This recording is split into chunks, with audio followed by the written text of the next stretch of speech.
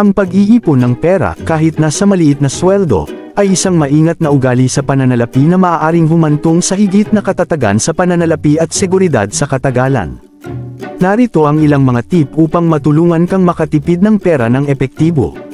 1. Gumawa ng budget. Magtatag ng budget na nagbabalangkas sa iyong buwanang kita at mga gastos.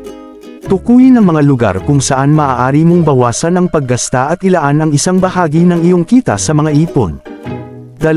Subaybayan ang iyong mga gastos. Subaybayan ang iyong mga gawi sa paggastos upang matukoy ang mga lugar kung saan maaaring labis kang gumastos. Gumamit ng mga app o spreadsheet upang subaybayan ang iyong mga gastos at maghanap ng mga pagkakataon upang makatipid.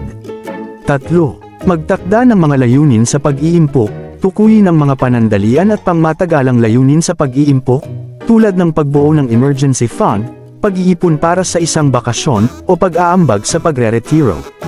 Ang pagkakaroon ng malinaw na layunin ay makakatulong sa iyong manatiling motibasyon na mag-ipon. 4. Pay yourself first. Tratuhin ang iyong ipon bilang isang regular na gastos sa pamamagitan ng paglalaan ng bahagi ng iyong kita sa sandaling mabayaran ka. Isaalang-alang ang pag-automate ng iyong ipon sa pamamagitan ng pag-set up ng mga automatikong paglilipat mula sa iyong checking account patungo sa iyong savings account. 5. Cut expenses. Maghanap ng mga paraan upang bawasan ang iyong buwanang gastos. Maaaring kabilang dito ang hindi gaanong kainan sa labas, pagkansela ng mga hindi nagamit na subscription, pamimili para sa mga deal, at paghahanap ng mas murang mga alternatibo para sa pang-araw-araw na mga item. 6. Limitahan ang utang. Iwasan ang pag-iipon ng utang na may mataas na interes, gaya ng utang sa credit card, hanggat maaari. Kung mayroon kang utang, tumuon sa pagbabayad nito ng mabilis hanggat maaari upang mabawasan ang mga pagbabayad ng interes. 7. I-save ang mga windfall at mga bonus sa tuwing makakatanggap ka ng hindi inaasahang pera, tulad ng mga refund ng buwis, mga bonus, o mga regalo. Isaalang-alang ang pag-save ng isang bahagi nito sa halip na gastusin ang lahat ng ito kaagad.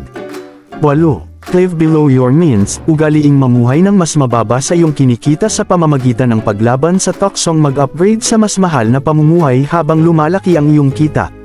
Sa halip, patuloy na unahin ang pag-iipon at matalinong mga desisyon sa pananalapi. 9. Bumuo ng emergency fund. Layunin na bumuo ng emergency fund na sumasaklaw sa 3 hanggang 6 na buwang halaga ng mga gastusin sa pamumuhay. Makakatulong ang pagkakaroon ng financial safety net na protektahan ka mula sa mga hindi inaasahang gastos o pagkaantala sa kita. 10. Mahusay na mamumuhunan. Kapag naipon mo na ang iyong mga ipon, isaalang-alang ang paggalugad ng mga opsyon sa pamumuhunan na makakatulong sa iyong pera na lumago sa paglipas ng panahon, tulad ng mga stock, bond, mutual fund, o retirement account. Sa pamamagitan ng pagsasama ng mga estratehiyang ito sa iyong mga gawi sa pananalapi, maaari kang magsimulang mag-ipon ng pera kahit sa maliit na sweldo at magtrabaho patungo sa pagkamit ng iyong mga layunin sa pananalapi.